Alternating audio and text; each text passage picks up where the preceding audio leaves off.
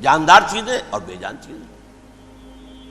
بے جان چیزیں بے شمار، یہ تمام فلکیات، یہ پوری کائنات، یہ زمین، یہ پہاڑ، یہ شجر و حجر، کیا.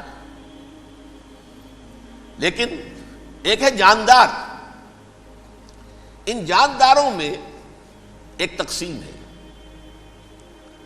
دو کا تعلق غیر مرئی دنیا سے ہے، انویزیبل ورلڈ سے. فرشتے جو دکھائی نہیں دیتے، ان کی پیدائش ہوئی ہے نور سے. دوسرے جنات جو انسانوں سے پہلے پیدا کیے گئے، آدم سے پہلے. وَالْجَانَّ خَلَقْنَاهُ مِن قَبْلُ مِن نَارِ السَّمُومِ. جنات کو تو ہم بہت پہلے پیدا کر چکے تھے آگ کی لو سے، وہ بھی نظر نہیں آتے. تیسرے انسان اور اس دنیا میں جتنے بھی حیوانات ہیں، ان کا جو مادہ ہے وہ ارض، یہ زمین ہے. یہ مٹی سے بنے، تراب سے بنے، کرسٹ آف دی ارتھ سے بنے. اب ان میں ایک تقسیم ہے. ایک وہ ہے، ان تمام میں شعور تو ہے، حیوانات میں بھی شعور ہے، خود شعوری جسے کہتے ہیں سیلف کانشسنس. یہ صرف تین میں ہے، فرشتہ، جن اور انسان. حیوانات میں خود شعوری نہیں ہے، کانشسنس ہے، سیلف کانشسنس نہیں ہے. تھوڑی سی بات سے سمجھا دوں آپ کو. میں دیکھ رہا ہوں، آپ مجھے دیکھ رہے ہیں. کتا بھی کوئی یہاں ہوتا تو مجھے دیکھ رہا ہوتا، لیکن کتے کو مجھے دیکھتے ہوئے یہ احساس نہیں ہوتا کہ میں دیکھ رہا ہوں. یعنی کتے کو یہ احساس نہیں ہوتا کہ وہ دیکھ رہا ہے مجھے. دیکھ تو رہا ہے، اس کو میں کا احساس نہیں ہے کچھ. میں جب دیکھ رہا ہوں تو میں سمجھتا ہوں میں دیکھ رہا ہوں، میں ہوں کوئی شے جو دیکھ رہا ہوں.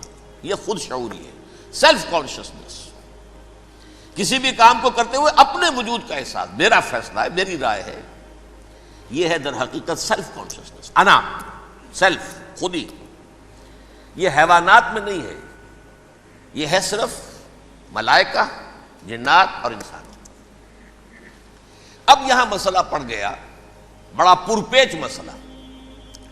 اللہ تعالیٰ نے پہلے حضرت ملائکہ کو پیدا کیا اور انسانی ارواح کو پیدا کیا نور سے.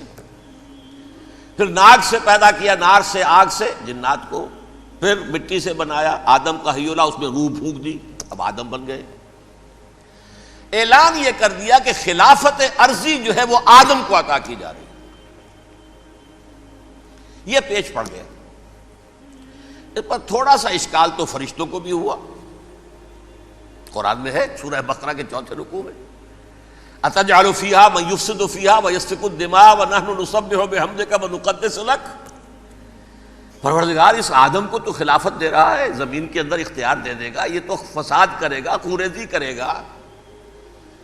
ہم تیری تسبیح و تحمید میں لگے ہوئے ہیں، جو بھی حکم ہو، ارشاد ہو، ہم بجا لاتے ہیں، تو ضرورت کیا ہے؟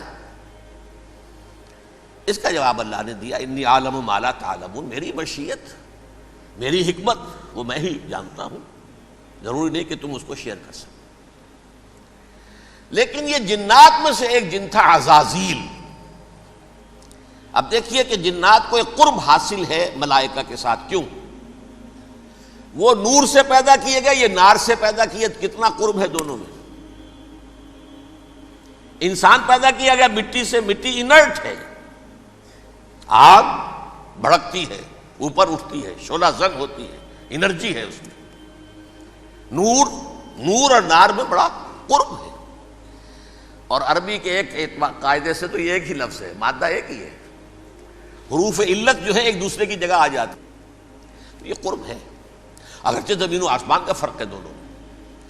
فرشتہ نور سے پیدا کیا گیا ہے، وہ پاک ہے، وہ اللہ کے کسی حکم کی خلاف ورزی کر ہی نہیں سکتا. لا یعصون اللہ ما امرہم ویفعلون ما یؤمرون. وہ جو بھی اللہ تعالیٰ حکم دیتا ہے اس کی کوئی معصیت یا نافرمانی نہیں کرتے، بلکہ جو حکم لیا جاتا ہے مان لیتے. ذرا سا اشکال ہوا تھا، پوچھ لیا، جواب مل گیا، خاموش ہو گئے بس. لیکن عزازیل نامی ایک جن تھا، جو ایک تو جن ہونے کی نسبت سے فرشتوں سے کچھ نہ کچھ مماثلت تھی، قرب تھا. دوسرے یہ علم میں، زہد میں، عبادت میں اتنا اونچا تھا، اتنا اونچا تھا، اتنا اونچا تھا کہ یہ ملائکہ ہی کے صف میں شامل ہو گیا. اس نے علم بغاوت بلند کر دیا جب حکم دیا گیا کہ سجدہ کرو آدم کو۔ اب یہ دیکھیے کس قدر یہ اہم مضمون ہے، اور آپ سوچ رہے ہیں یہ باتیں آج پہلی مرتبہ ہمیں اس طرح سنائی جا رہی ہیں، یہ باتیں تو علم میں آتی نہیں ہمارے۔ وجہ کیا ہے؟ آپ کو دلچسپی نہیں ان چیزوں سے۔ جدید تہذیب نے ان چیزوں کی اہمیت کو زیرو کر دیا۔